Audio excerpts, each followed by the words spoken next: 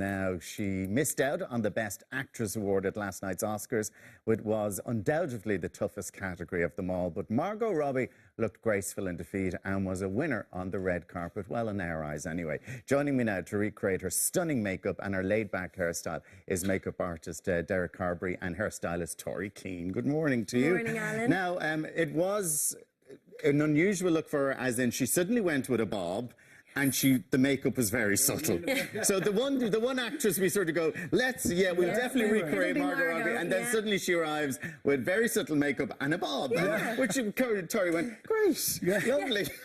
Yeah, considering my model's hair is like down to her waist, I was like... But you know, then we said, like, some people who want to have a look like they're getting shorter hair, or just for a totally different look, where you don't have to cut it. Exactly. That's what you've tried to do this morning and recreate. So, you know, the bobs are very popular at the moment, but nobody really wants to part with their long hair. So this is a really good Let's have a look at Margot actually on the red carpet and a look at her from last night. She did look beautiful. Oh, she's gorgeous. She really is. I mean, God, she doesn't even need makeup. She's so gorgeous. But the hairstyle was definitely a statement, because it's kind of like they say, when you cut your hair, it's a new beginning. So it was like she was making a statement last night. Unfortunately, she didn't get the Oscar, though. Yeah. She tried. Exactly, she tried.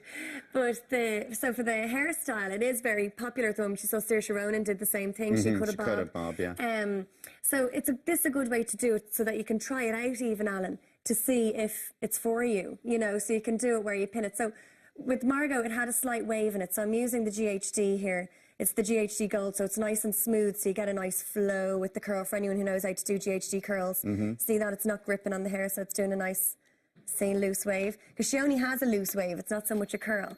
And then for pinning because before you even pin it, that's the type of look that you would see on the red carpet. That's what you want. Just that's that what I was very saying loose to Derrick. It's the Hollywood wave. But she kind of did it, but then chopped it. So what you do to tuck it under then, it's actually really, really simple. It was quite a challenge, because our model this morning, Amelia, has a lot of hair. So we tucked it in the back. I'll show you after. So what I did was I just kind of brushed it through to keep it soft, and then gather it up. So gather up the curl like that, so you're not going against it. Literally falls in on itself. Exactly. And then for each section you've done, kind of tuck it in underneath it, and then pin.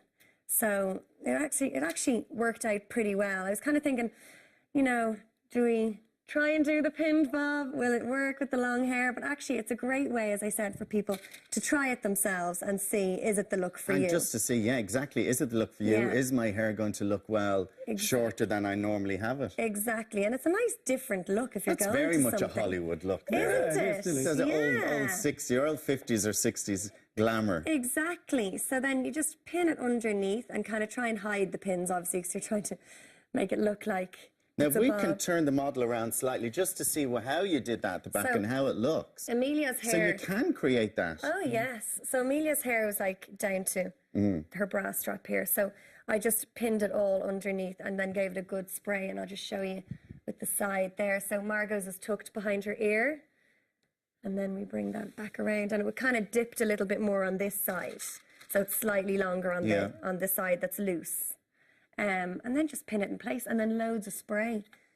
But that's the look you wanted. You wanted slightly longer on that side to give it that look. And then when you tuck it behind the ear, it naturally does that as well, Alan. So it kind of gives that illusion. But the look at the moment is like a scooped bob. So it's shorter in the back and more graduated towards the front. And people be able to do that at home? Oh, it's so easy. It's so easy, because you just gather up, like if I was doing it myself, I'd gather up, pin. It's probably easier on yourself, actually. Just doing it that way. So, Derrick, the makeup, she looked quite subtle, so there was no really strong tones on her face. But even with her natural makeup, sometimes there's a lot of work in achieving a natural makeup as well. But she made it look very natural, you know what I mean? So what we've done today is I prepped Amelia's skin with Elemis moisturiser. Then we used a breathable Rimmel lasting foundation, which is great. It's medium coverage and it's buildable. Under that we used Bourjois Blurred the Lines primer as well, which is great. Obviously not for in this case, but if you do have fine lines, this is a great product from Bourjois to kind of soften fine lines. So we prepped the skin with that, and then we used a Bourjois concealer as well. And on the eyes then, we used this Rimmel soft pencil, close again. And it's like really soft gold kind of pencil, go along the lash line, like this. And you have a kind of a line, and then you get a brush. Because even though we were saying, oh, it's subtle, she would have spent hours in hair and makeup. Hair and makeup. The subtle looks are the hardest ones to achieve. And then I have this lovely Glam Instant palette from Catrice, and you just blend that shadow into the line of the pencil. So it softens everything, and it just gives it that uber natural kind of finish that she had as well. And this palette's fab because you have lots of different options colour-wise as well from Catrice. It's amazing now the way a night at the red carpet like that from the Oscars, and then people, everyone now be trying to recreate the looks and going, I love that. I love that now. Yeah. I love this. I want to look like that. How do I look like her? Yeah, exactly. Yeah. Very interestingly, this fab product from Rimmel, it's a duo contour stick.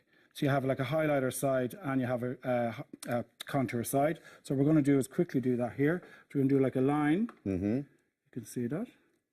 Just it doesn't have to be perfect, or so like a stripe like that. Yeah. A stripe up to the hairline. So you're creating kind of contours and a little bit down the nose as well. And then what we're going to do is just going to blend that all in then, yeah. And the key thing though when you're doing this is not to have powdered your foundation. Okay. It must be a moist underlay for the contour to work as well. And you blend that all in. It's because it blends easier that way. It just blends easier. If you've powdered, it's just going to start moving your makeup and it's not going to blend. So you can see the lovely contour there. You blend that right into the hairline and down the side of the nose as well. So it's a very kind of Kardashian-esque kind of way of doing your makeup with the creams instead of the powders. Right. But it's a fab product. It has the two sides, which is brilliant as well. And what would you say was the other side? And then the other side, which is the highlight side, you can just use on the cheeks. You can use on the tip of the nose. You can use on the Cupid's bow.